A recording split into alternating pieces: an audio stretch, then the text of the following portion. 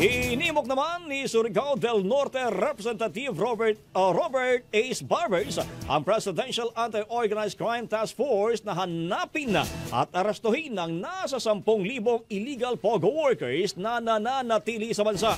Sa pagdinig ng Quad Committee, sinabi ni Barbers na pakalat-kalat ang mga illegal na manggagawa kaya dapat maging proactive ang PAOK. Usapin na anya ito ng pambansang seguridad dahil maaaring karamihan sa mga ito ngayon ang espia o mga kriminal na.